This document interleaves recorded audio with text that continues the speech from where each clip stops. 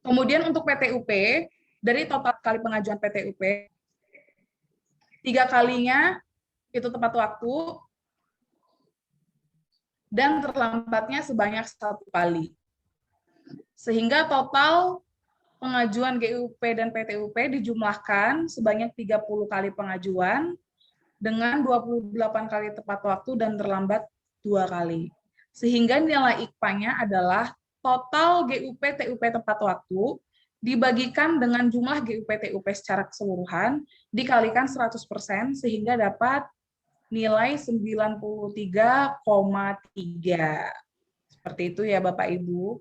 Nah, kalau Bapak Ibu untuk ingin melakukan monitoring UPT-UP-nya, Karwas UPT-UP-nya bisa dicek di aplikasi Omspan, modul pembayaran, nanti bisa lihat monitoring akhir kami GUP itu contohnya ada di bulan Maret, gitu, tanggal 1. Oh, berarti nanti ini sebelum 1 April sudah harus terbit SP2D GUP yang berikutnya. Nanti bisa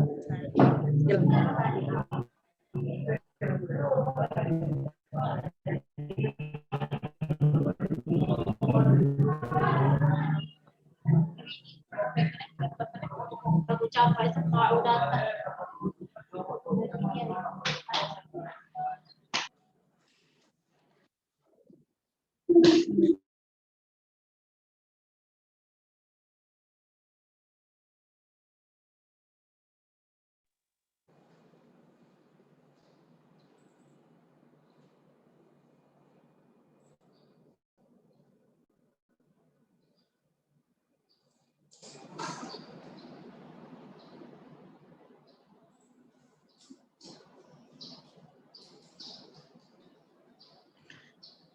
Oke, berikutnya indikator penyampaian LPJ bendahara dihitung berdasarkan rasio ketepatan waktu penyampaian LPJ oleh bendahara pengeluaran terhadap seluruh kewajiban penyampaian LPJ, di mana bobotnya ini ada 5, dan batas waktu penyampaian LPJ bendahara pengeluaran ke KPPN adalah paling lambat tanggal 10 bulan berikutnya. Apabila tanggal 10 itu adalah hari libur, maka LPJ disampaikan pada hari kerja sebelumnya. Nah, ini kita lihat nih, di kotak ini ada rasio ketepatan waktu LPJ bendahara, yaitu LPJ bendahara yang tepat waktu dibagi LPJ bendahara secara total dan dikalikan 100. Ilustrasinya, misalnya Satker A sepanjang tahun 2020 menyampaikan LPJ bendahara ke KPPN sebanyak 12 kali, tetapi 2 diantaranya terlambat disampaikan ke KPPN. Jadi rumus perhitungannya adalah LPJ yang tepat waktu, yaitu 10 kali, dibagikan dengan jumlah LPJ bendahara dalam 1 tahun, dan dikalikan 100% sehingga dan dikalikan 100 sehingga dapat 83,3. Demikian untuk LPJ bendahara. Selanjutnya, untuk indikator dispensasi penyampaian SPM, bobotnya ini ada 5. Nah, indikator ini dihitung berdasarkan jumlah SPM yang mendapat dispensasi karena melewati batas waktu penyampaian SPM. Contohnya gimana sih? Misalnya ada SPM yang tidak tidak diizinkan untuk disampaikan lagi ke KPPN karena melewati batas waktu. Contohnya di akhir tahun ya Bapak Ibu. Contoh yang sering. Nah, udah ditentukan tuh batas waktu penyampaiannya contoh tanggal 30 November. Tetapi karena terlambat disampaikan ke KPPN, mengajukan dispensasi ke Kanwil DJPB Bengkulu, disetujui, baru diajukan ke KPPN. Nah, maka nanti SPM tersebut dihitung merupakan SPM dispensasi, seperti itu. Nah, SPM yang terlambat ini tentunya untuk menjaga komitmen dari Satker, maka nilai IKPA ini diberikan secara bertingkat sesuai jumlah kumulatif atas SPM yang telah diberikan dispensasinya. Nah, kita lihat nih, contohnya subkriteria 0 SPM, maka nilai IKPA-nya adalah 100. Jadi dalam 1 tahun, dia itu belum atau tidak pernah mengajukan SPM dispensasi, maka nilainya di IKPA itu langsung 100. Contohnya lagi, misalnya dalam 1 tahun ada 1 sampai 5 SPM yang dispensasi gitu ya, maka nilainya 95. Kalau 6 sampai 10 SPM dispensasi, maka nilainya 90. Kemudian kalau ada 11 sampai 20 SPM nilainya 85, dan jika lebih dari 20 SPM dispensasi maka nilainya adalah 80. Contohnya ilustrasi, menjelang akhir tahun 2020, Satker A mengajukan permohonan dispen SPM ke Dirjen Perbendaharaan sebanyak 4 SPM. Maka nilai IKPA dispensasi SPM sesuai layering tahun 2021 adalah 95. Kita lihat ini Bapak Ibu kotaknya ya. Karena dia ada 4 SPM, maka masuk ke kriteria, ke subkriteria nomor 2 nih, 1 sampai 5 SPM, sehingga nilai di IKPA-nya adalah 95. Next, kita masuk ke indikator penyerapan anggaran, di mana bobotnya ini cukup besar juga, yaitu adalah 15 dari 100. Nah, penyerapan anggaran ini dihitung berdasarkan rata-rata rasio antara persentase penyerapan anggaran setiap triwulan. Nah, targetnya apa aja sih emang? Targetnya ini ada 4 ya Bapak Ibu. Untuk triwulan 1, kita lihat di tabel, targetnya adalah 15%. Untuk triwulan 2, targetnya adalah 40%. Untuk triwulan 3, target penyerapan anggaran adalah 60%, dan target triwulan 4 adalah 90%. Jadi untuk basis perhitungannya, kita melihat paguyuban triwulan berkenaan.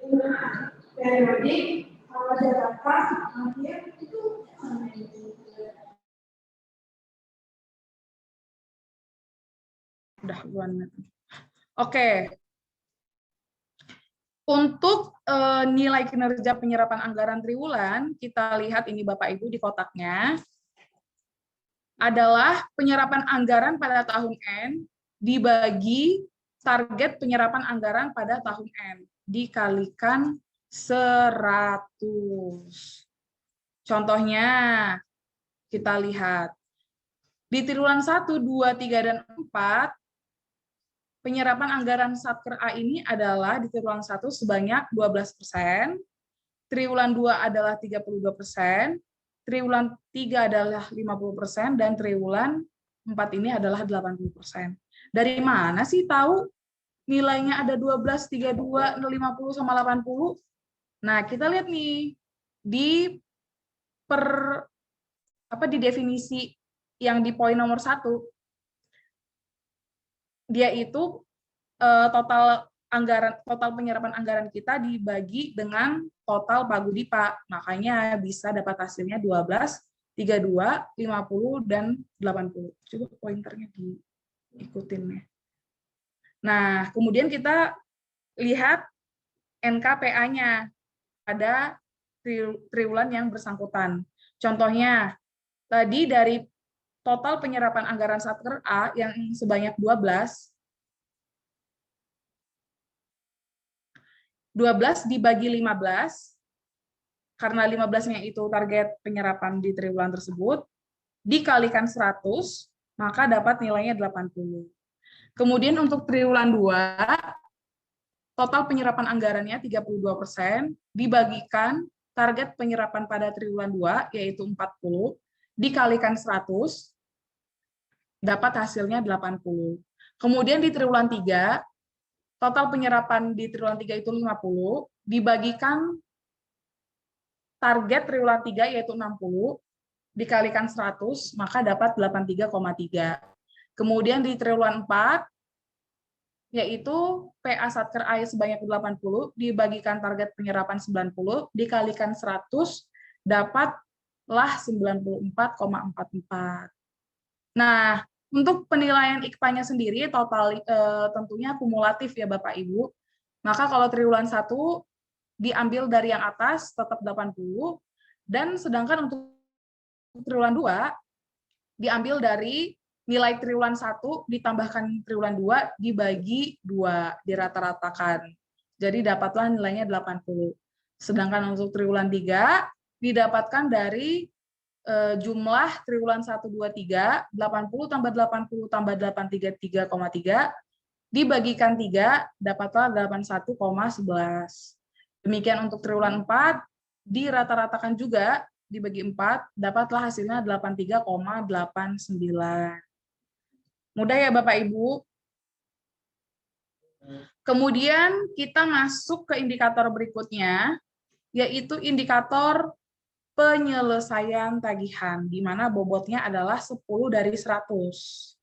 Jadi cukup besar juga. Dihitung berdasarkan rasio antara penyampaian SPM LS kontraktual non belanja pegawai yang tepat waktu. Tepat waktu ini maksudnya diajukan dalam rentang waktu 17 hari kerja setelah tanggal BAST terhadap seluruh SPM LS kontraktual non belanja pegawai. Seperti itu. Ilustrasinya, sebelumnya kita ke rumus dulu. Rasionya atau ketepatan waktu penyelesaian tagihan ini adalah SPM LS yang tepat waktu dibagikan dengan total SPM LS-nya dan dikalikan 100. Ilustrasinya, contohnya jumlah SPM LS kontraktual pada tahun 2020 pada saat KRA adalah sebanyak 16 SPM. Nah, dari 16 SPM tersebut, ternyata satu di antaranya baru disampaikan setelah 20 hari kerja. Nah, kan berarti udah lebih ya dari 17 hari kerja ya Bapak Ibu. Terlambat 3 hari, seperti itu ya. Walaupun dia terlambat 1 hari, juga tetap dihitung sebagai yang terlambat gitu ya. Dan sementara SPM lainnya selalu disampaikan tepat waktu.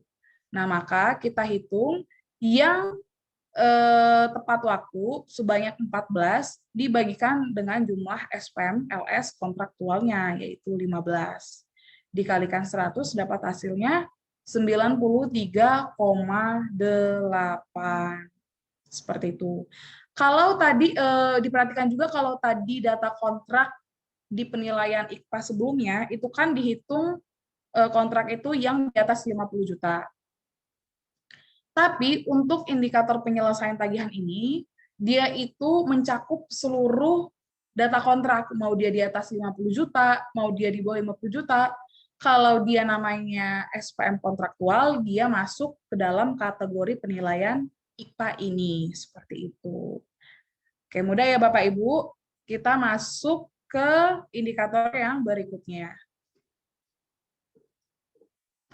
Ini yang sudah kita lakukan bimbingan teknis pada hari Jumat kemarin, yaitu indikator capaian output, di mana bobotnya pada tahun 2021 ini adalah bobot yang paling tinggi sekali, yaitu 17. The one and only yang nilainya 17. Nah, indikator ini dihitung berdasarkan rata-rata nilai kinerja atas capaian pada rincian output terhadap jumlah RO yang dikelola oleh Satker. Nah, kita lihat ini Bapak Ibu, penentuan perhitungan nilai kinerja atas capaian RO berdasarkan pada status tahapan pelaksanaan RO.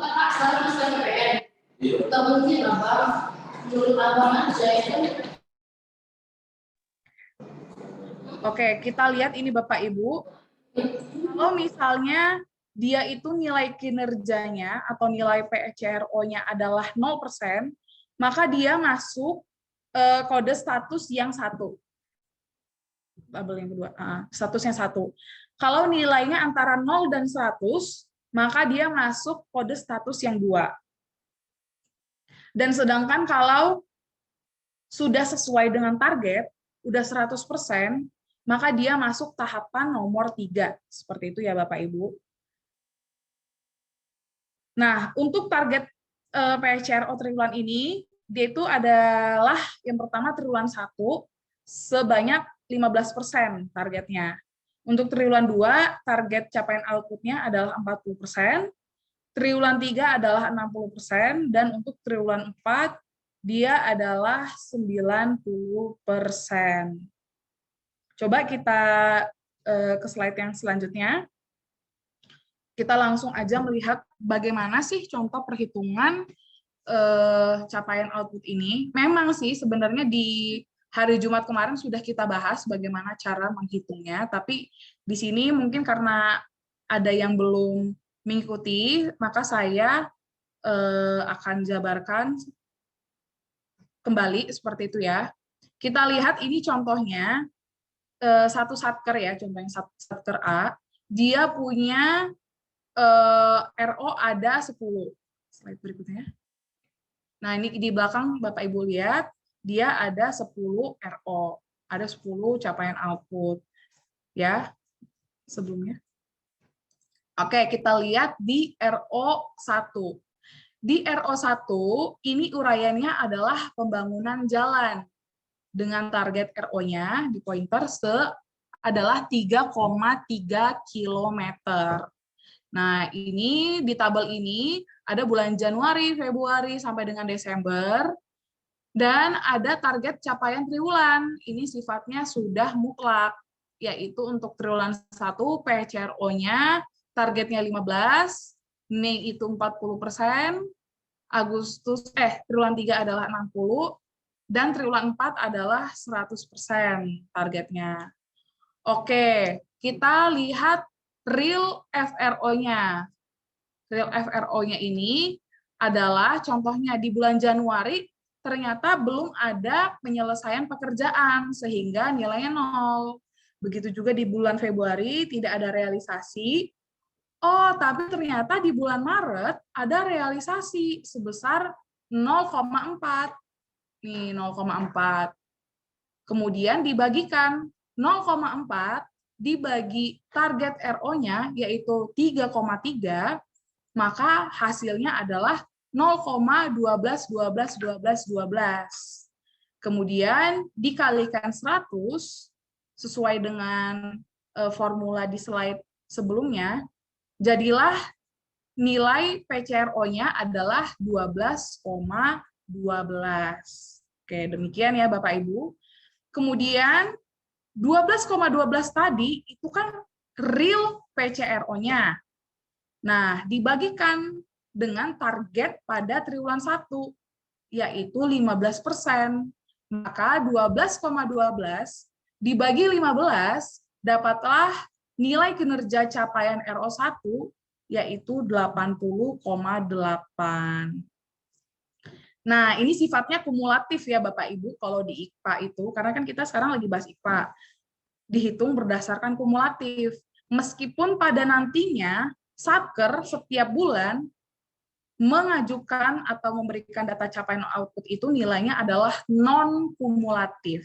Yang dimasukkan nilai ke SAS itu non-kumulatif, tapi nanti IKPA akan menghitung secara kumulatif. Seperti itu.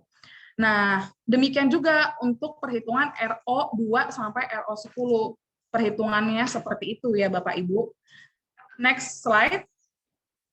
Sehingga nanti akumulasi nilai kinerja capaian RO ini adalah, kita lihat RO yang satu adalah 80,8, RO yang kedua di slide sebelumnya, RO2 itu 100, RO3 itu 86,21, RO4 ternyata dia itu 0% karena belum ada realisasi di triwulan 1. Kemudian RO5 ada 100, kemudian RO6 ada 0 karena belum ada realisasi di triwulan 1. Next slide. Berikutnya di RO7 dia nilainya 100 karena ada realisasinya ya yang bagus. Kemudian RO8 dia realisasinya 0, maka nilainya juga 0. RO9 nilainya 100, RO10 nilainya 100, sehingga nilai-nilai kinerja capaian RO ini dapatlah 667,01 dibagikan dengan jumlah RO-nya, yaitu 10. Sehingga dapat nilai IKPA capaian output pada triwulan 1 adalah 66,7. Demikian Bapak Ibu. Kemudian ada pertanyaan, lah bagaimana dengan output-output yang belum ada direalisasikan pada triwulan 1? Belum ada realisasi sama sekali. Berarti nilainya tetap dihitung. Ya, benar, tetap dihitung. Karena apa? Karena salah satu tujuan pemerintah dan presiden kita sekarang adalah agar setiap satker ini dapat merealisasikannya secara secepat mungkin, seperti itu ya Bapak Ibu, tidak menunggu atau menunggu di triwulan atau bulan-bulan berikutnya. Jadi cepat gitu untuk realisasinya. Mungkin ada pembangunan jalan, ya kita usahakan contohnya, walaupun tidak ada yang bangun jalan ya di sini, contohnya pembangunan jalan tadi ya direalisasikanlah di awal tahun, di triwulan 1 gitu contohnya. Jadi gimana nih caranya biar satker-satker di seluruh Indonesia bisa cepat-cepat melakukan realisasi ataupun penyerapan anggaran, seperti itu.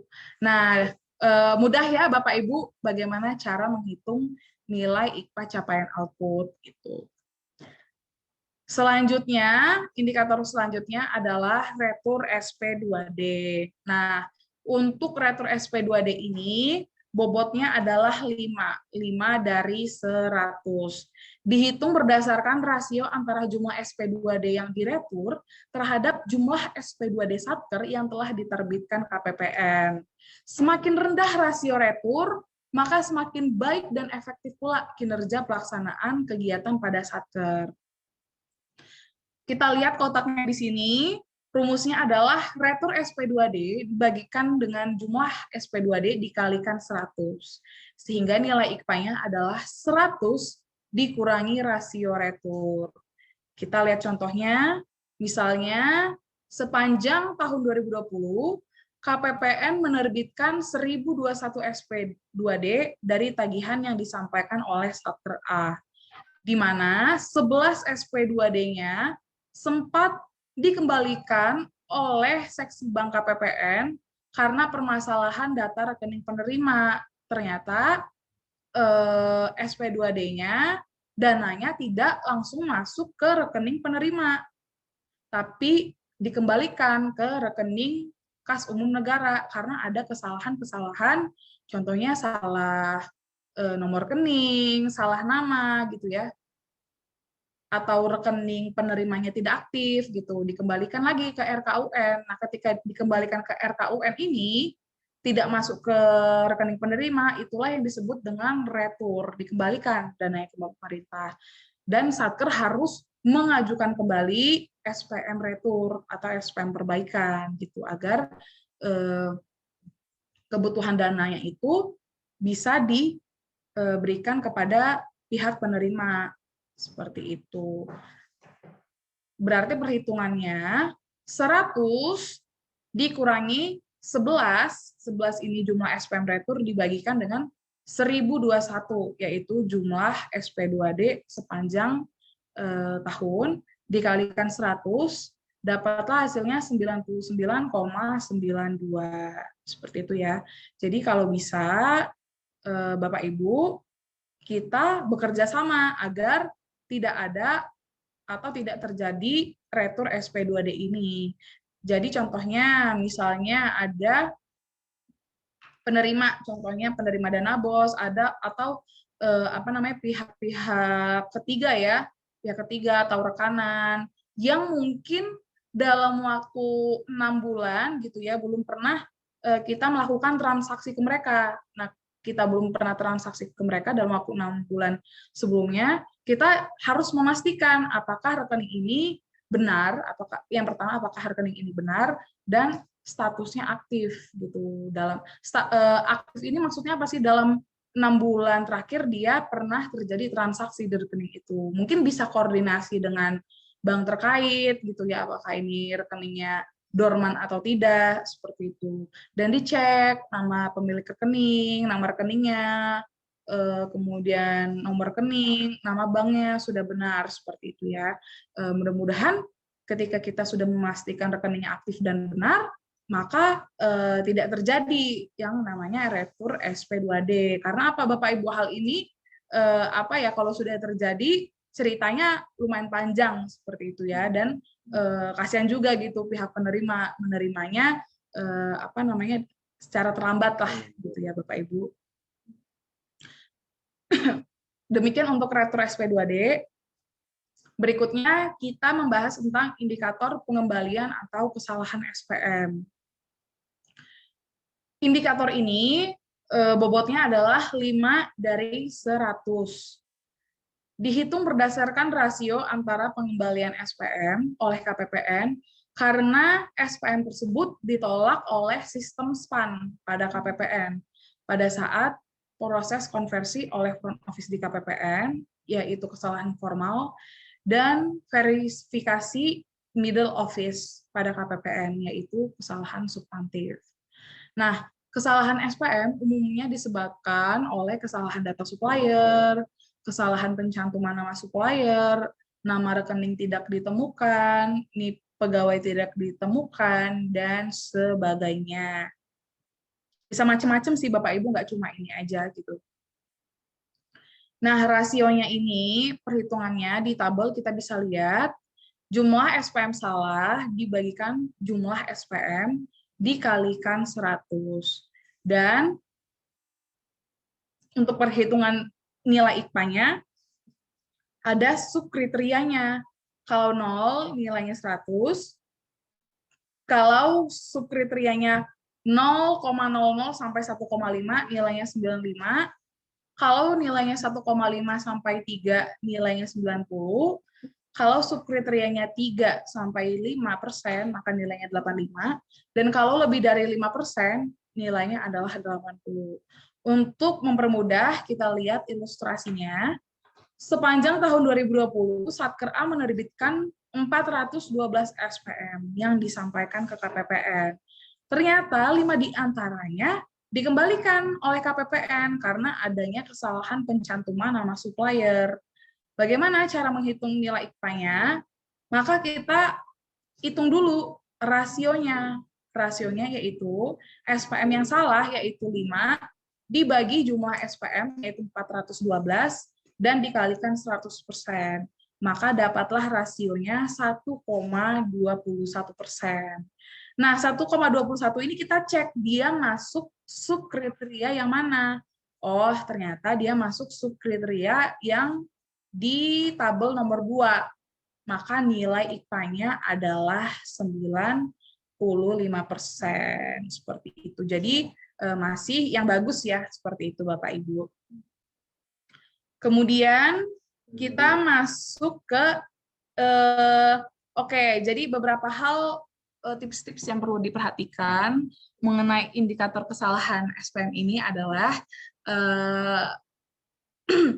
jika ada Bapak Ibu supplier baru, ini berkali-kali ya kami sampaikan, jika ada supplier baru itu mohon ditulis gitu ya, mungkin di SPM sebelum di-scan disampaikan ke ISPM, ditulis gitu di depan SPM-nya, pakai pensil aja juga nggak apa-apa, biar teman-teman yang memeriksa itu langsung bisa menandai gitu kan, supplier baru gitu.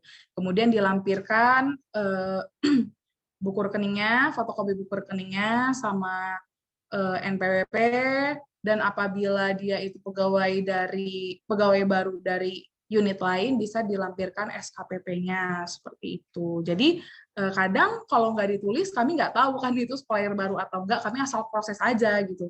Padahal prosesnya di KPPN, kalau ada supplier baru, kami harus daftarkan dulu data diri supplier baru tersebut, baru kami proses SPM-nya. Nah, kalau kami nggak tahu dia itu supplier baru, kami akan langsung aja proses SPM-nya, proses dispan. Nanti dispan ketahuan, loh ini datanya, database-nya belum ada nih di sistem SPAN. Nah, itu tuh contoh-contoh yang salah suppliernya gitu.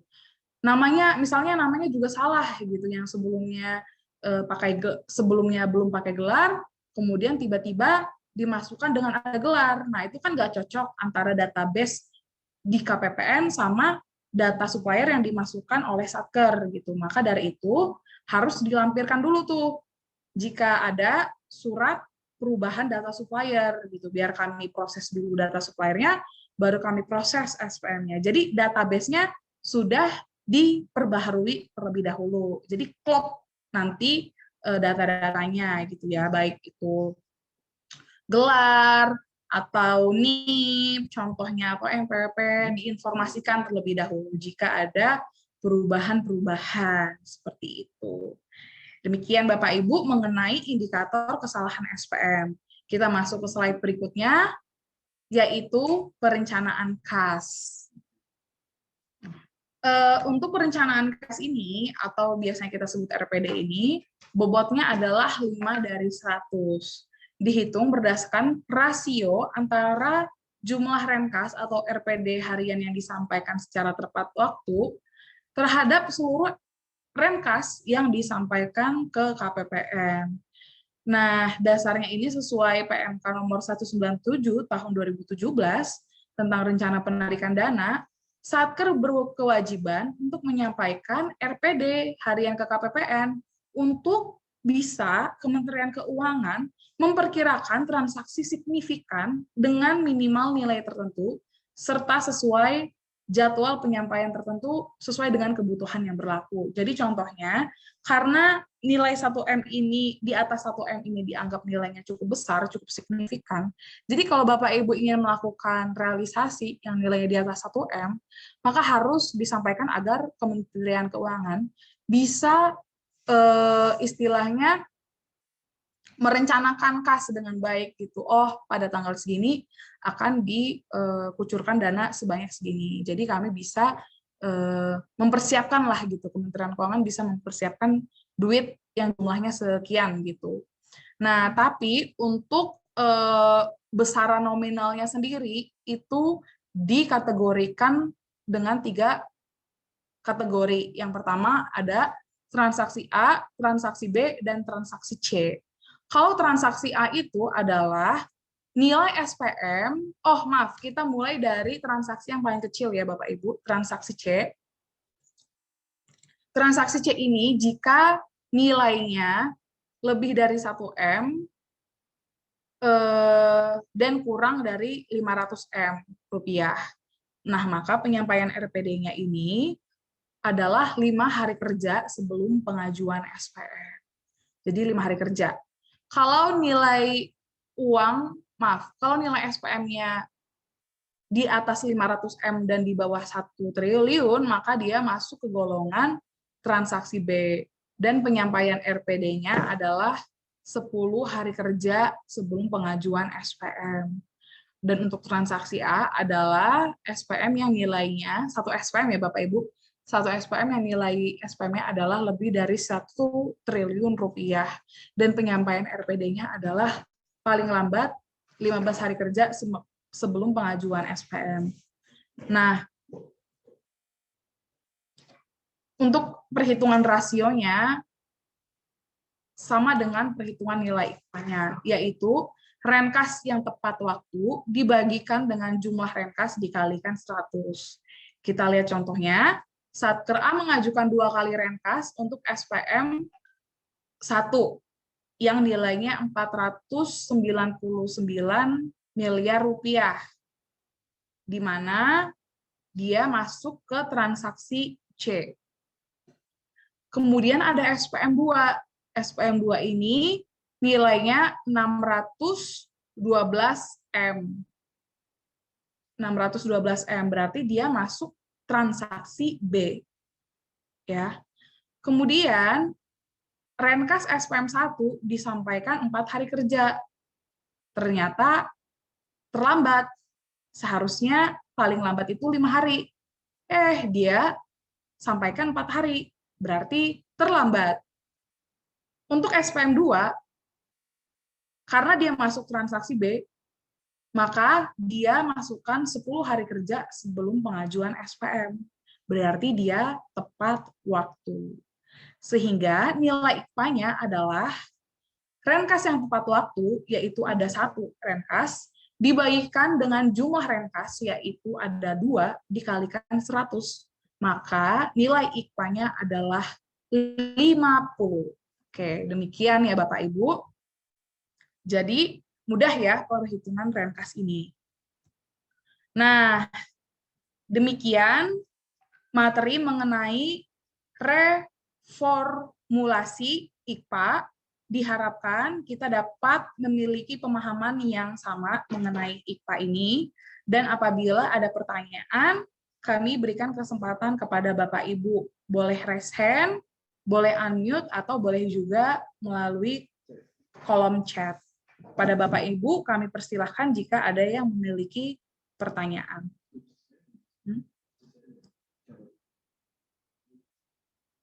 Disable.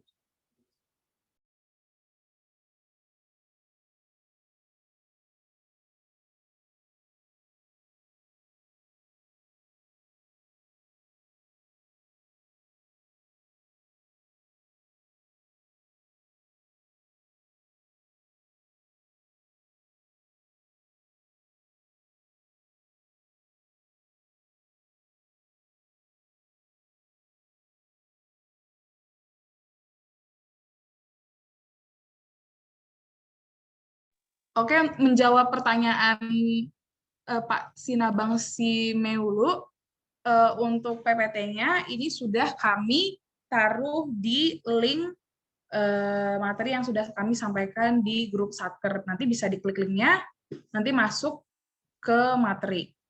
Ada di sana sudah kami upload.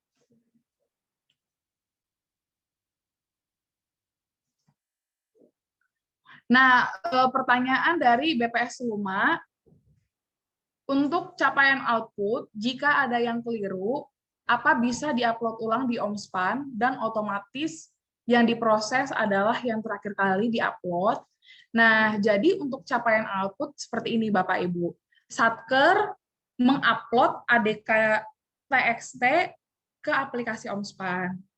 Nah, kemudian nanti petugas KPPN akan melakukan pengecekan dan pemeriksaan apakah ini outputnya sudah benar atau belum. Nah, nanti kalau sudah benar, akan kami proses, lanjutkan. Kalau salah, akan dikembalikan kepada Satker. Nah, sepanjang ADK capaian output ini belum diproses atau dilanjutkan oleh KPPN, maka Satker bisa melakukan perbaikan upload dokumen pada aplikasi OMSPAN. Nanti tinggal diupload ulang aja, Bu. Nanti datanya akan menimpa data yang lama. Seperti itu. Oke, baik. Ada pertanyaan yang lain? Apakah sudah jelas dari BPS Luma?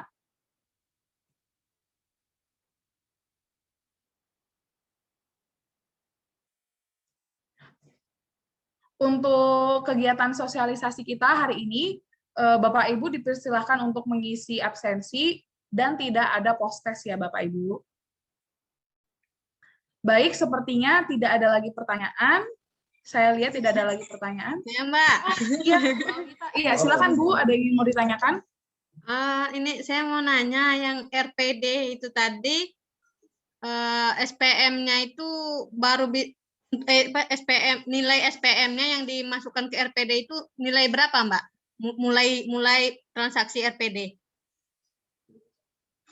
Nah, kalau untuk, oh ya saya lupa menambahkan, kalau yang tadi coba saya share slide dulu ya, yang tadi. Ya, ya, Mbak.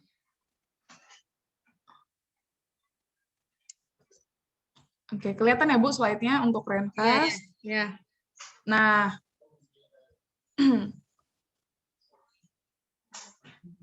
Nah, untuk perencanaan kas ini adalah dia itu bentuknya ADK, Bu. ADK RPD yang dibentuk oleh aplikasi SAS. Tapi untuk SPM-nya sendiri dibuat seperti SPM biasa, nggak ada perubahan sama sekali.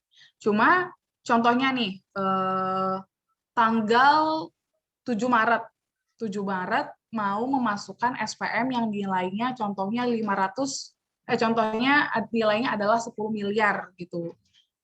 Nah, maka 5 hari sebelum tanggal 7 pengajuan SPM tersebut, contohnya tanggal 2 Maret lah ya, kita bilang tanggal 2 Maret, 5 hari kerja sebelumnya, contohnya, maka harus diajukan ADK RPD-nya. ADK-nya dulu nih yang diajukan. Gitu, nanti kami proses ADK-nya, barulah tanggal 7 Satker bisa mengajukan SPM yang nilainya 10 miliar ini. Nah, tapi untuk tahun 2021 ini, Bu,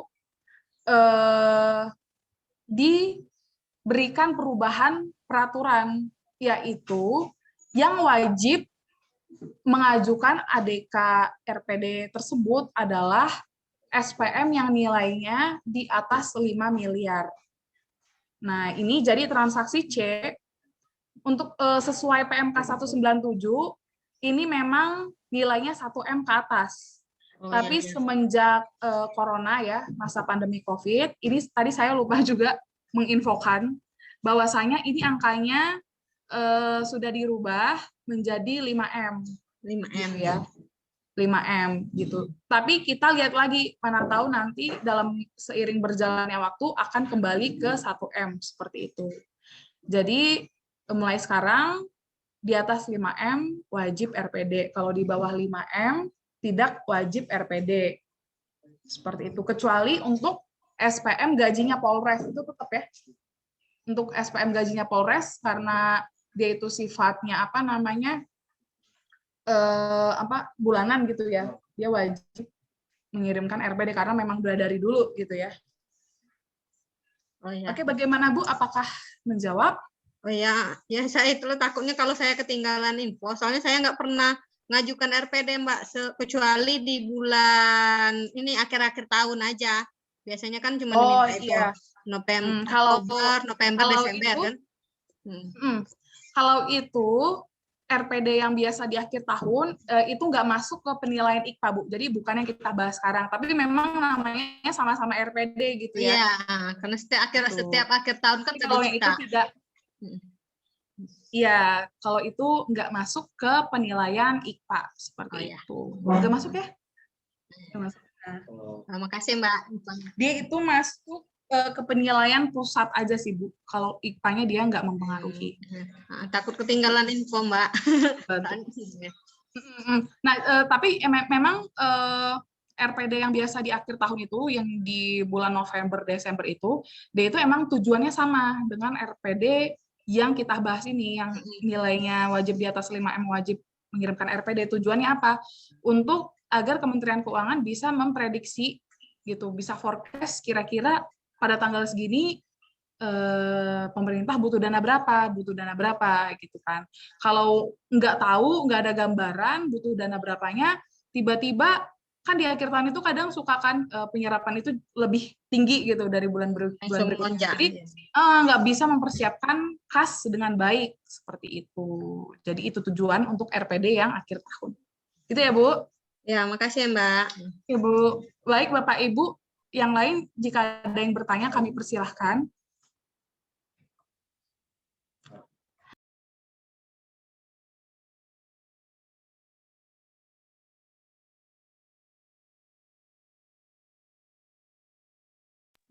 Oke, baik. Sepertinya tidak ada pertanyaan lagi. Kalau begitu saya akhiri untuk sosialisasi reformulasi IKPA. Kemudian saya serahkan kembali ke pembawa acara Mas Ridwan. Kepada Mas Ridwan dipersilahkan.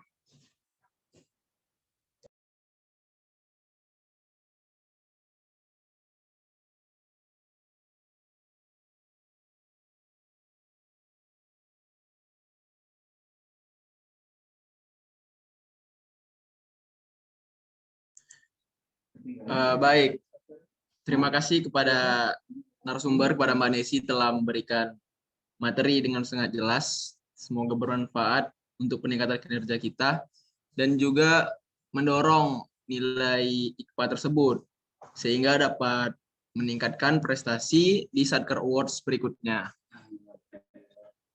Nah, acara selanjutnya juga tidak kalah menarik. Marilah kita dengarkan sosialisasi aplikasi Sakti Web Full Modul yang akan disampaikan oleh Bang Farhan. Kepada Bang Farhan, waktu dan tempat dipersilakan.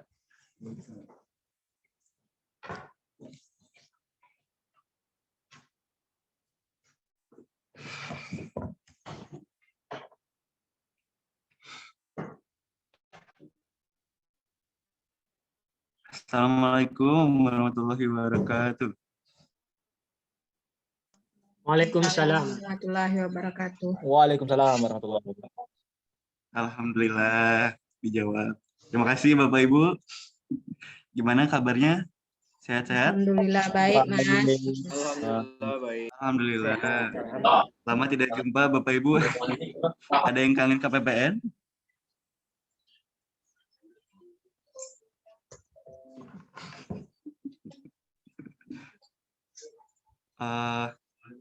Alhamdulillah, syukurillah. Kita masih dapat berjumpa di acara ini.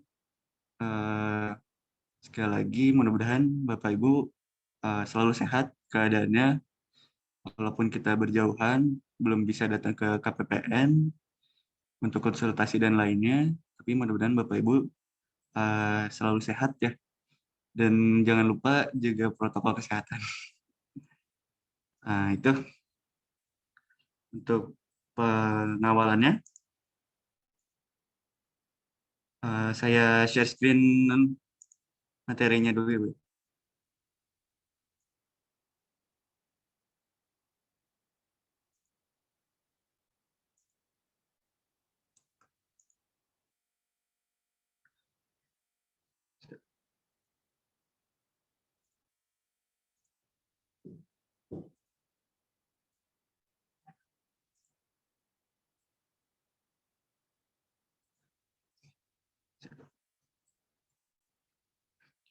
Oke, bismillahirrahmanirrahim. Kita lanjut ke materi sakti ya, Bapak Ibu. Nggak akan terlalu lama, mudah-mudahan. Oke.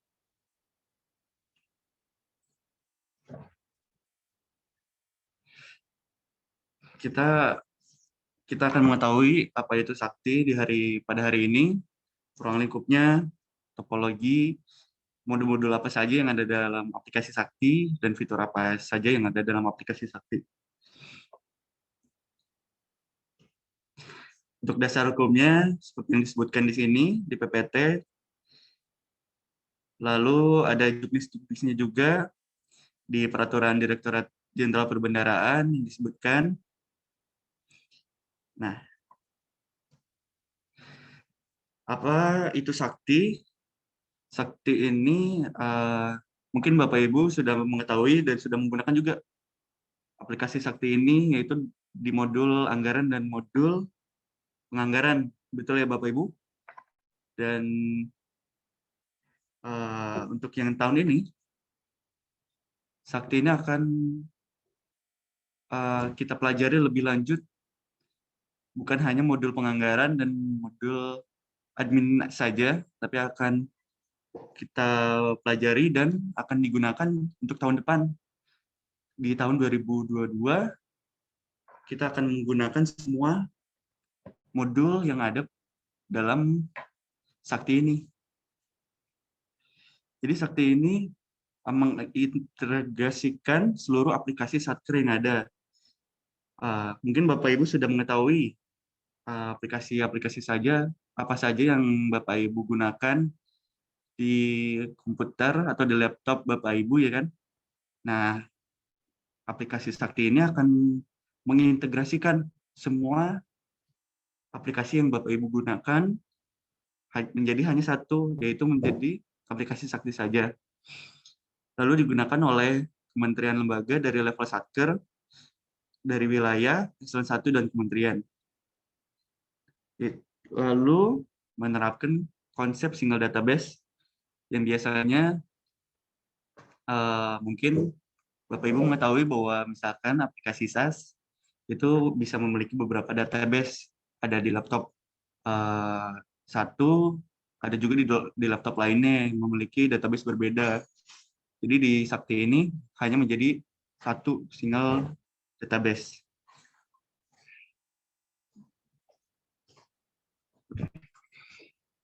Lalu selanjutnya mempunyai fungsi utama, yaitu penganggaran, pelaksanaan, dan pertanggungjawaban.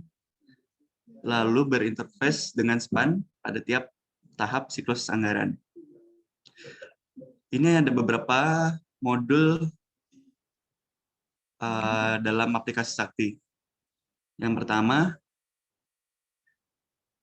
itu modul persediaan, modul bendahara, modul aset tetap, modul administrasi, modul anggaran, pembayaran, komitmen, GLP, dan piutang. Jadi total ada 4 ya. Ada ada 8. Bapak Ibu saya lepas dulu ya maskernya biar agak jelas. Nah, ini aplikasi-aplikasi existing, maksudnya yang aplikasi yang Bapak Ibu pakai,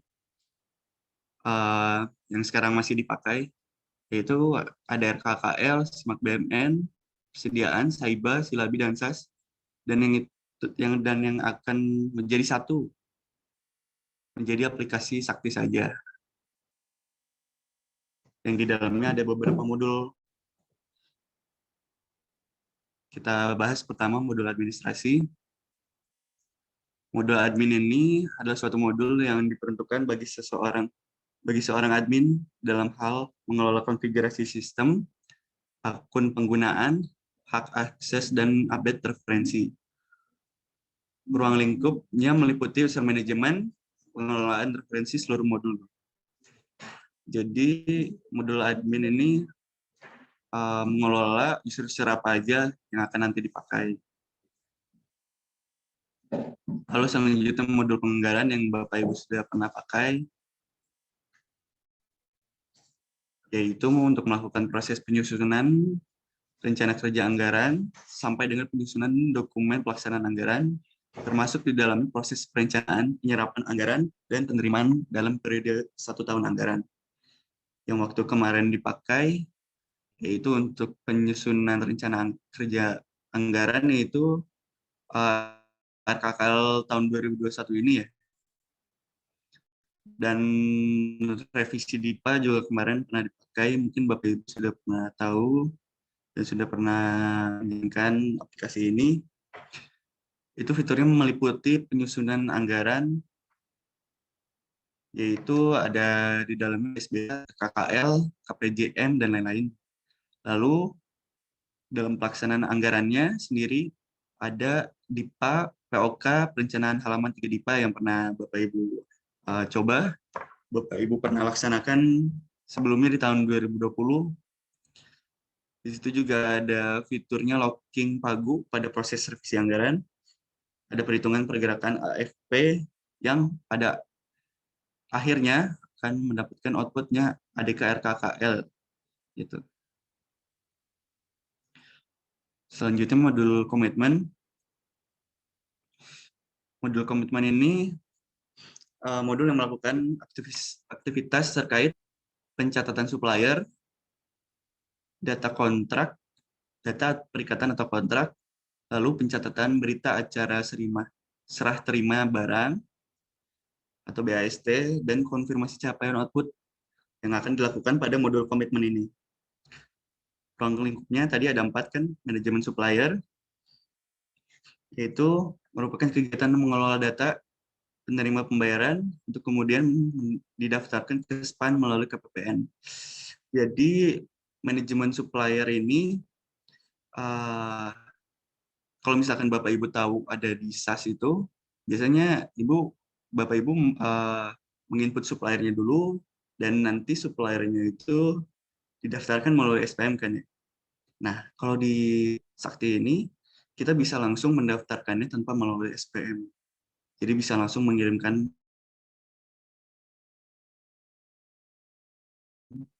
ADK, lalu ada juga kontrak seperti halnya mendaftarkan kontrak. Nah, itu terus pencatatan BAST, mencatat BAST untuk mengakui aset dan utang pada serah terima terdiri dari BAST kontraktual maupun non kontraktual. Nanti bisa dicatat di modul komitmen ini untuk segala BAST-nya. Lalu ada konfirmasi capaian output, yaitu untuk mencatat rasio antara jumlah data output yang terkonfirmasi dibandingkan dengan jumlah output yang dikelola Satker. Ini output dari modul komitmen ini ada ADK supplier, ADK kontrak, data BAST, dan data capaian output. Itu ada 4 itu modul komitmen. Lalu di modul pembayaran. Modul pembayaran yaitu modul yang memproses perencanaan kas atau renkas, surat perintah bayar, SPBY, perakiraan pencairan dana harian PPDH, resume tagihan yaitu SPP, dan surat perintah membayar SPM diajukan ke KPPN dalam rangka pelaksanaan pencairan dana APBN. Mungkin Bapak Ibu mengenal ini ada di SAS. Ada di SAS untuk SPBY ada di modul bendahara ya. Terus SPP ada di modul PPK, SPM ada di PSPM. Jadi di beberapa modul SAS itu akan dijadikan satu pelaksanaannya di modul output-nya, yaitu dokumen ringkas, SPBY, PPDH, SPP, SPM, atau yang dipersamakan. ADK-ADK-nya itu ada ADK-RT, ADK-SPM, atau yang dipersamakan. Jadi begitu gambarannya kalau misalkan di SAS. Nanti mungkin modul PPK dan modul PPSPM itu tidak ada. Jadi disatukan di modul pembayaran. Nah, tapi adminnya, maksudnya usernya yang berbeda. Tetap masih ada user PPK dan user PPSPM gitu.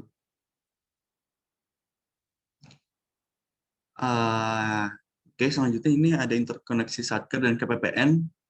Nah, di antara Sakti dan SPAN ini bisa dilihat bahwa kalau misalkan kita menginput di data RKKL, nah nanti di SPAN akan mengirimkan DIPA-nya gitu setelah ditelaah dan diterbitkannya. Nah, itu ada data DIPA, lalu juga ada data supplier atau kontrak yang kalau misalkan dari Sakti kita kirimkan ke SPAN. Nah, dikirimkan ke SPAN itu nanti terdaftar dan ada yang namanya NRS, nomor register supplier, dan NRK, nomor register kontrak yang akan dikirimkan lagi ke Sakti gitu. Lalu ada juga penerbitan SPP dari Sakti, dari Bapak Ibu, misalkan nanti SPP itu menjadi resume tagihan, terus penerbitan SPM. Nah, di SPAN-nya akan diterbitkan SP2D yang akan dikirimkan kembali ke Sakti, yaitu nomor SP2D-nya. Lalu juga ada GL dan pelaporan. GL itu General Ledger maksudnya, dan pelaporan yang akan diterbitkan barekon dari SPAN dan dikirimkan lagi ke Sakti. Nah, dari situ terbentuklah laporan keuangan. Seperti itu. Lalu selanjutnya modul bendahara. Modul bendahara ini sepertinya kalau misalkan Bapak Ibu tahu ini ada di SAS. Di SAS itu maksudnya silabi. Nah, modul bendahara ini bagian modul pelaksanaan anggaran yang fungsinya adalah menitik beratkan pada proses penatausahaan, penerimaan, dan pengeluaran negara di bendahara yang meliputi bendahara pengeluaran dan bendahara penerimaan. Fitur-fiturnya itu penatausahaan LS bendahara,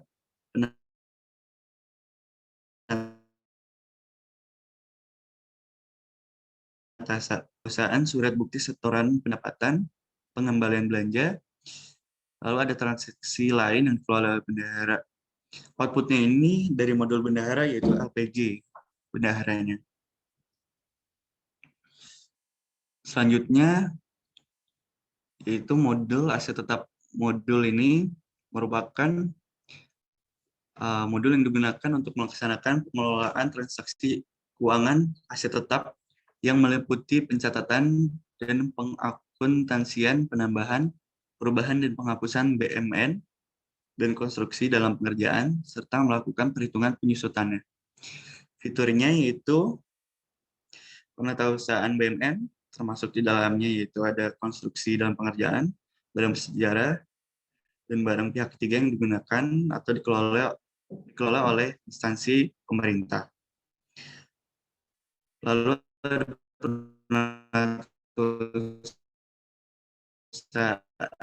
catatan semua transaksi BMN itu perubahan BMN sebagai aset tetap dengan basis akrual. Perhitungan dan pengangkutan penyusutan aset tetap. Metode pada modul ini menggunakan metode garis lurus dan output dari modul aset tetap ini yaitu laporan BMN, laporan kondisi barang, dan laporan penyusutan. Mungkin Bapak Ibu sudah mengetahuinya kalau BMN. Nah, dalam Sakti ini menjadi modul aset tetap. Lalu ada modul persediaan. Modul persediaan ini dikhususkan untuk menangani pengelolaan barang persediaan di tingkat satuan kerja, UAK PB, dan satuan kerja pembantu, UAK PKPB. Metode pencatatannya itu metode perpetual. Metode penilaiannya, metode akhir, metode harga beli terakhir, metode harga rata-rata, dan metode lalu ada modul piutang yang berfungsi untuk melakukan penatausahaan transaksi piutang di Satker. Ruang lingkupnya yaitu menatausahakan jenis transaksi piutang. Ada transaksi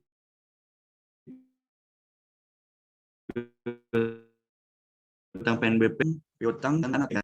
Selanjutnya ada modul GLP. Modul GL, General Ledger, dan pelaporan. Merupakan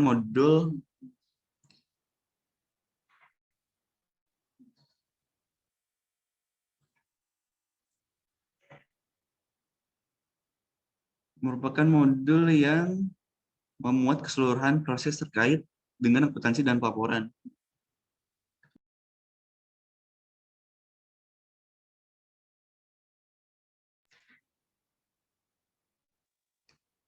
Nah, mungkin modul GLP ini Bapak Ibu tahu kalau ini tuh aplikasinya yang Bapak Ibu gunakan itu aplikasi Erecon. Nah, ruang di sini di Sakti ini akan menjadi modul GLP melingkupi dengan modul-modul lain dan sistem pelaporan manajerial, sistem rekonsiliasi dan konsolidasi pelaporan. Outputnya adalah laporan operasional, LPE, neraca, dan LRA. Nah, ini terdapat user-user Sakti ya, Bapak Ibu. Jadi di Sakti itu ada user operator dan ada user operator, validator, dan approval. Kalau misalkan kita di mode pembayaran,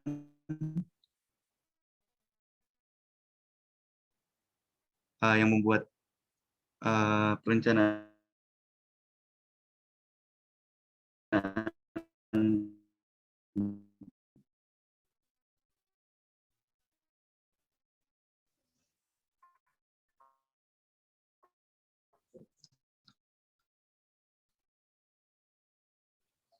maaf, nanti bentar ya.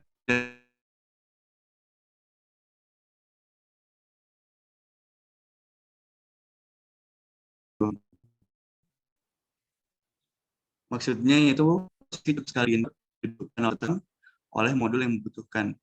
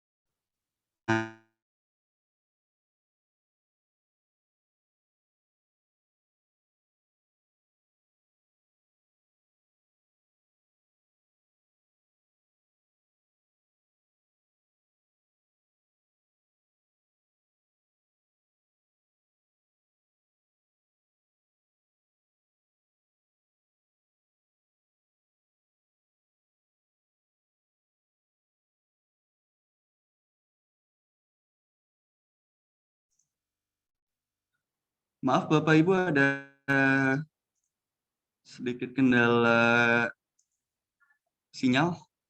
Apa sudah lancar lagi suara saya Bapak Ibu? Maaf. Sudah. Udah, Mas. Sudah, Oke, Mas. Ya, jelas, Mas. Oke, terima kasih. Lanjut ya, Pak. Mas. Lanjut, Mas. Ya. Hmm. Oke. Saya share screen kembali.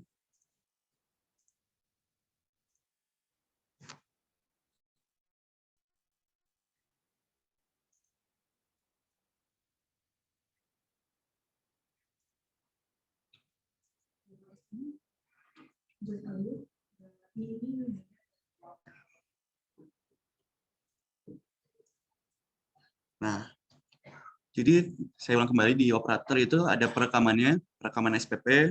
Nah, di validator itu ada validasinya atau persetujuannya dari SPP tersebut. Lalu di approver-nya itu ada validasi persetujuan SPP, SPM maksudnya.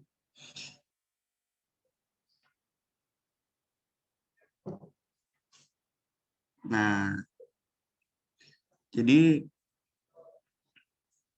ini contoh konsepnya dari maker, checker, dan approver di modul pembayaran. Selanjutnya itu ada tracing journal. Tracing journal itu proses penelusuran dari jurnal ke sumber transaksi dengan double klik jurnal terkait sehingga akan masuk dalam transaksinya. Misalkan kita lihat daftar jurnal. Nah, daftar jurnal yang kita bikin, ini jika kita diklik 2 kali, ini akan terlihat detailnya. Seperti itu maksudnya.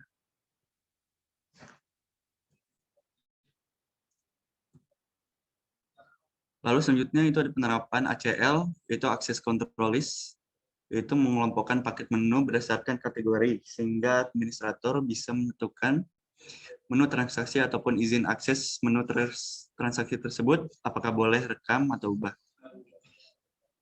Nah, di sini di modul admin, kita bisa mengelola pengguna dan kontrol akses ini. Bahwa user yang kita pakai itu, bisa diizinkan untuk apa saja gitu, untuk rekam, ubah, atau hapus. Di sini bisa dilihat kalau misalkan ini admin, nah ini bisa melihat modul pengelolaan pengguna. Nah, ada juga kita bisa setting di modul anggaran, aset tetapnya, bendahara, GL, laporan, dan lainnya. Ini nanti kalau kita diklik, nanti ada detailnya bagian-bagian apa saja yang ini. Soalnya nanti bisa jadi ini ada ubah kata sandi. Nah, misalkan di modul di user admin nanti, ini nggak boleh nih ubah kata sandi misalkan. Seperti itu. Lalu selanjutnya yaitu penerapan closing period. Nah, di Sakti ini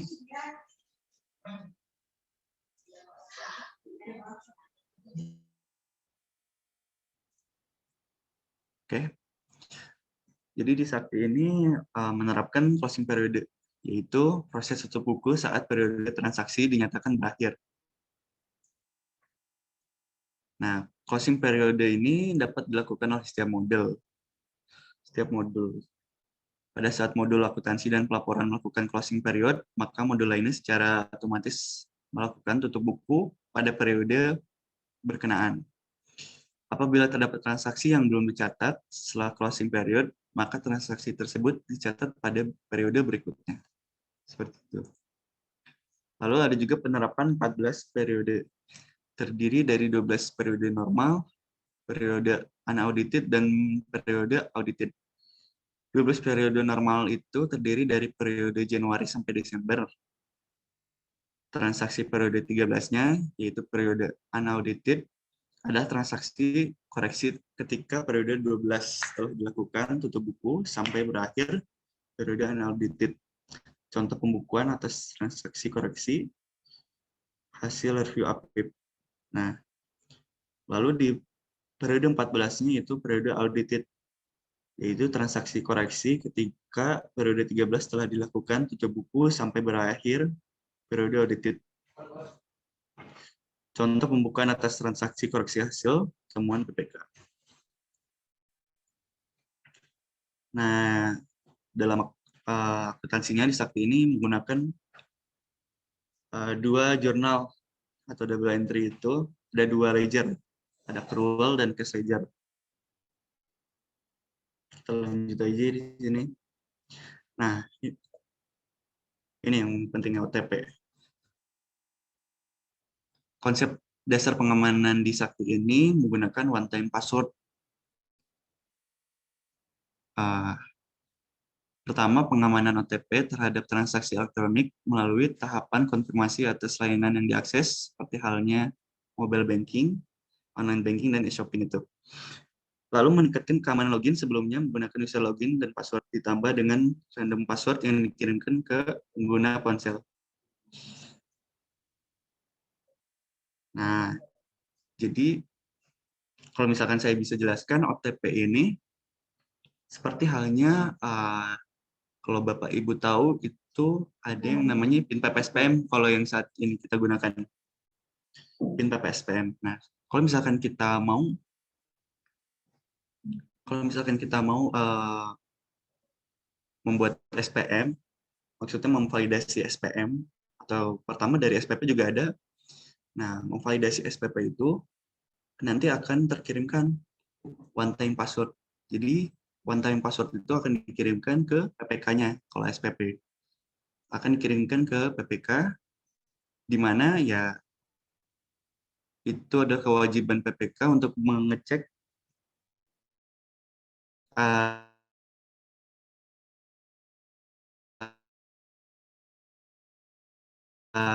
dan memberitahukan kepada bahwa SPP ini sudah benar gitu. Jadi nanti ada kodenya Bapak Ibu. Jadi nggak sembarang ini. Begitu juga di SPM. Nah, di SPM itu yang awalnya hanya menggunakan satu kali password. Nah, nanti di one time password ini itu nanti bisa berganti-ganti kodenya. Nah, di situ ada batas waktunya, ada 5 menit. Seperti itu. Jadi 5 menit itu harus sebelum 5 menit kita harus masukkan pas itu. Ini demi keamanan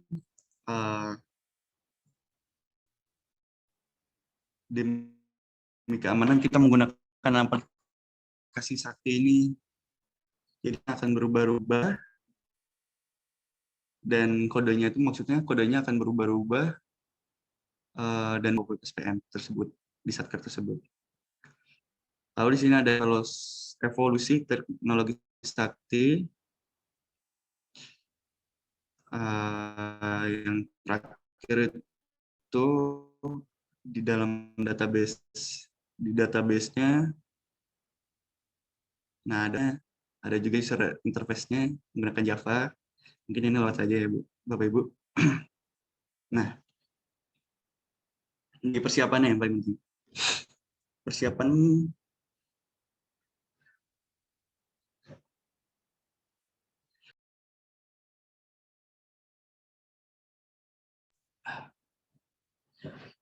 Nah, di persiapannya ini, pertama modul pelaksanaan dan pelaporan.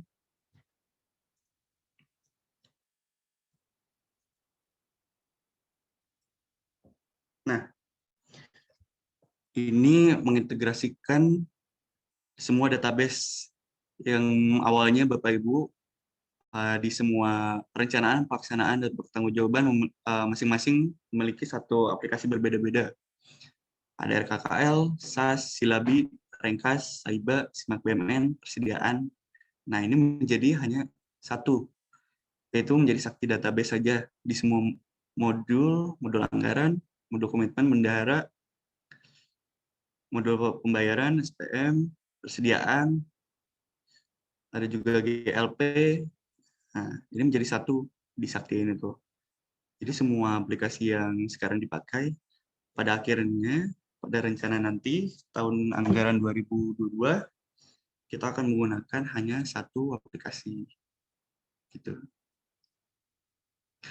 Status saat ini Sakti ini sudah dipakai oleh 80.000 pengguna, ada 20.000 satuan kerja, dan juga ada Monsakti nanti sebagai sarana monitoring dan pengawasannya. Dasar hukumnya sudah ada.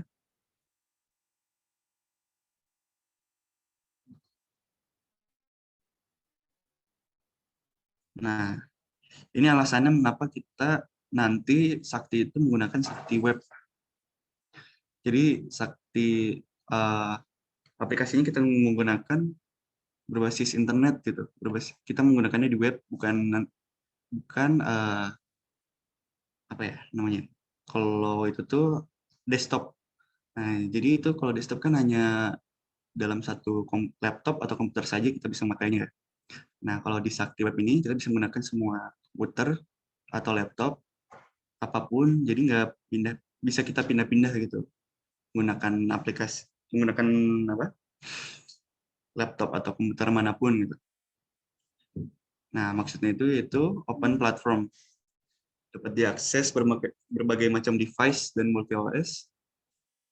Terus kemudahan distribusi, end user tidak perlu melakukan update. Nah, ini biasanya yang sekarang kita sedang pakai yaitu SaaS. Seringkali kan kita harus selalu update. Kalau misalkan kita update, kita biasanya ada yang nggak bisa kita lanjutkan gitu. Mungkin nanti juga ada misalkan salah satu SPM yang tertolak karena ini belum update aplikasinya. Nah, di Sakti ini kita tidak perlu melakukan update karena update-nya sudah otomatis gitu. Lalu selanjutnya itu kemudahan akses. Menggunakan jaringan internet tidak tergantung jaringan intranet atau VPN. Jadi bebas menggunakan internet, data HP atau WiFi apapun. Yang penting ada jaringannya untuk bisa menggunakan aplikasi Sakti ini. Lalu spek device rendah, yaitu kecepatan proses tidak tergantung pada spek hardware end user. Maksudnya ini tidak tergantung oleh device atau laptop atau komputer apa yang kita pakai gitu. Seberapa bagus laptop atau komputer kita yang pakai gitu. Nah, karena spek device-nya ini rendah. Lalu antara muka yang fleksibel, besar kecilnya tampilan sesuai dengan layar device yang digunakan. Nah, device apapun yang kita gunakan ini akan fleksibel. Jadi tidak akan mengikuti device yang kita gunakan gitu. Lalu ada faktor fungsionalitas, yaitu user interface dan fungsionalitas sama dengan versi desktop. Nah, sebelum Sakti Web ini ada Sakti Desktop, Bapak Ibu. Jadi Sakti Desktop ini yang tadi saya sudah sebutkan, itu hanya ada dalam satu komputer atau laptop itu gitu. Nah, ada itu tuh sebelum Sakti Web ini ada Sakti Desktop yang sudah digunakan oleh Satker non-piloting, maksudnya Satker yang sudah pernah uji coba menggunakan itu sampai sekarang gitu. Nah, nanti semua Sakti Desktop itu juga akan beralih ke Sakti Web. Seperti itu. Dan itu kalau misalkan yang sudah tahu Sakti Desktop itu tampilannya semuanya sama.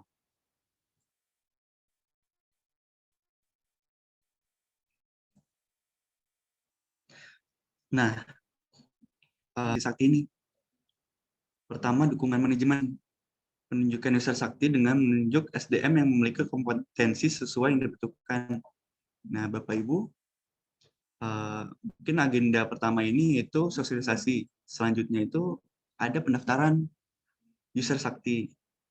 Nah, mungkin Bapak Ibu sudah pernah mendaftarkan user Sakti, penganggaran, dan admin.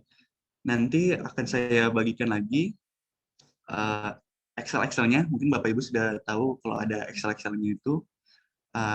Excel pendaftaran user Sakti, ada juga ada pendaftaran email kedinasan atau email Sakti sih. Gitu tuh. Nah, nanti saya bagikan lagi bagaimana caranya untuk mendaftarkan user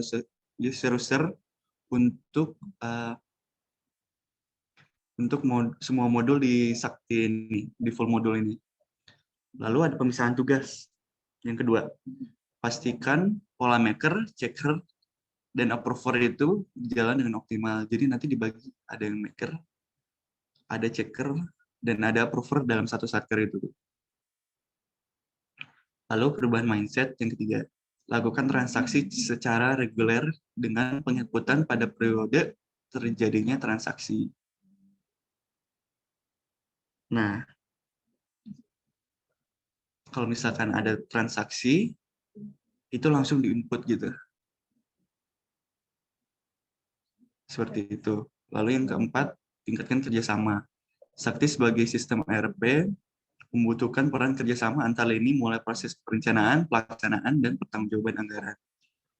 Jadi kalau misalkan di dalam satu satker itu ada yang merencanakan, ada juga yang memegang pelaksanaannya, pelaksanaan anggarannya, dan ada juga yang melakukan pertanggungjawaban anggaran itu harus saling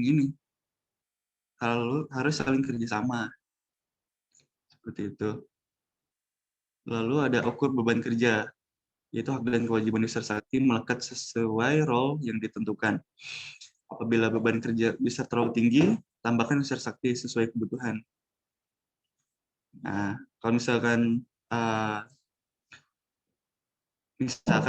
yang merangkap bendahara juga sebagai pembuat SPP atau SPM, mungkin beban kerjanya terlalu tinggi, itu bisa dipisahkan. Ada yang bendahara saja, ada juga yang membuatkan SPP atau SPM-nya. Seperti itu, mungkin sebagai contohnya. Lalu yang terakhir ada training secara berkala. Kami mengharapkan Satker selalu melakukan FGD atau Focus Group Discussion ini secara berkala untuk meningkatkan kemampuan user dan antisipasi pegawai. Nah, seringkali di sini tuh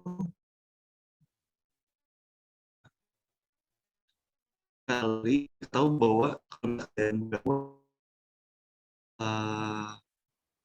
operator ini kan jadi baru.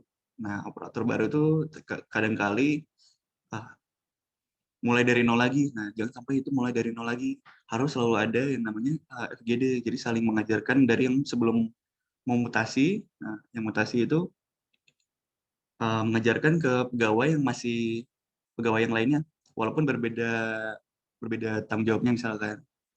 Nah, nanti bisa diajarkan lagi ke pegawai yang barunya. Seperti itu. Jadi tidak mulai dari nol lagi. Untuk pegawai barunya melakukan ini saktinya, aplikasi sakti ini. Nah, ini perbandingannya dari sakti versi desktop dan sakti versi web.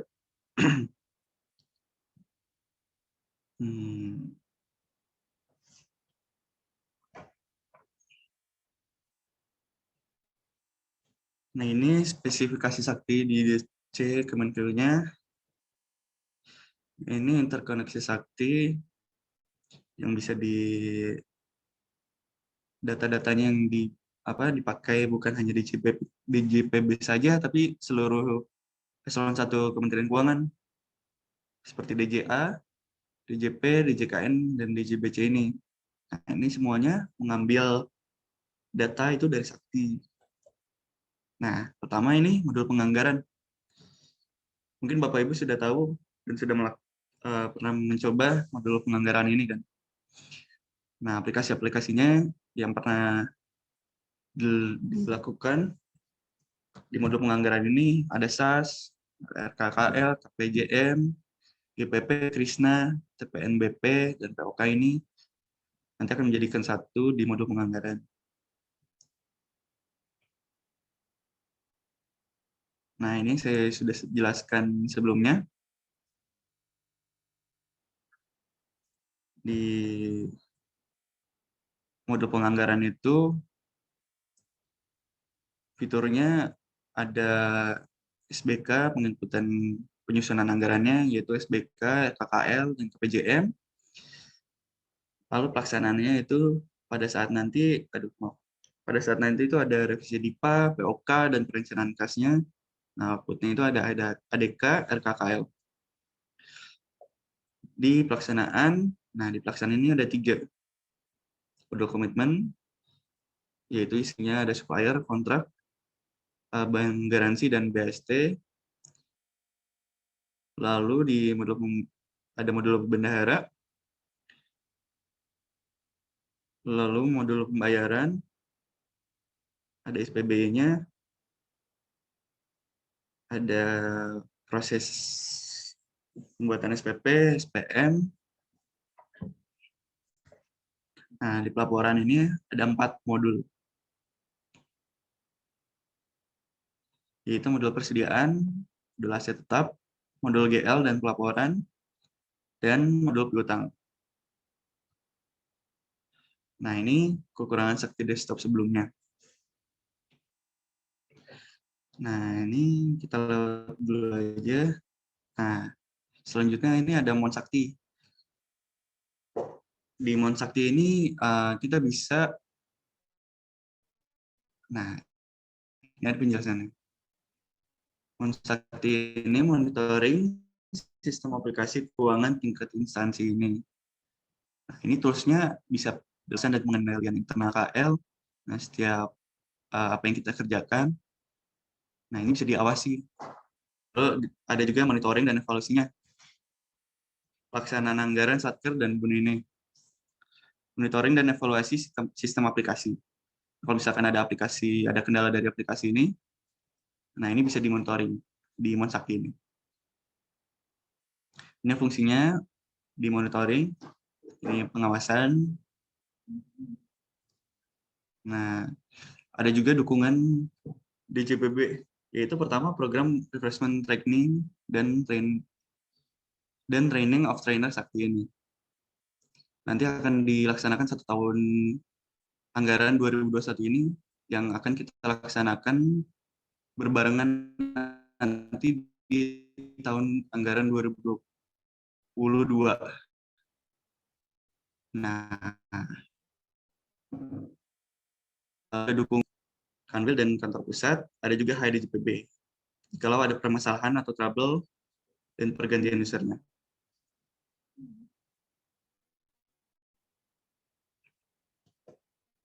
Nah, sekian dari saya untuk penjelasan Sakti Web full mode ini. Jika ada yang ditanyakan, silakan di kolom chat.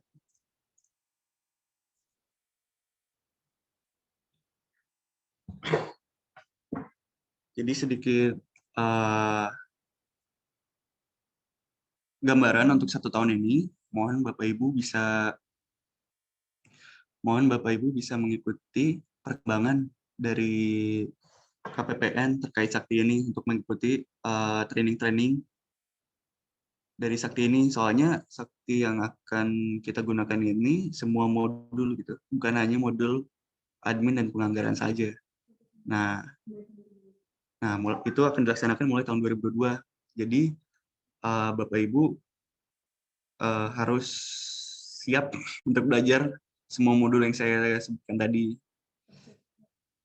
Nah, apa aja yang perlu disiapkan itu pertama ya laptop, terus internet kan.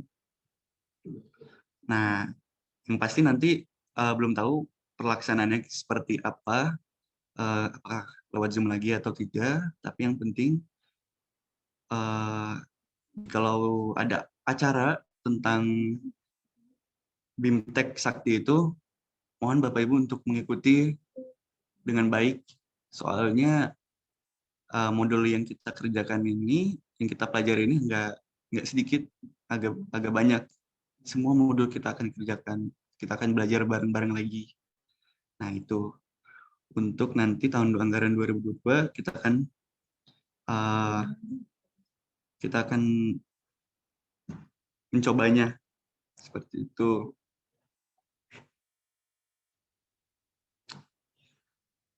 Udah aja sih dari saya. Saya kembalikan lagi ke pembawa acara. Terima kasih.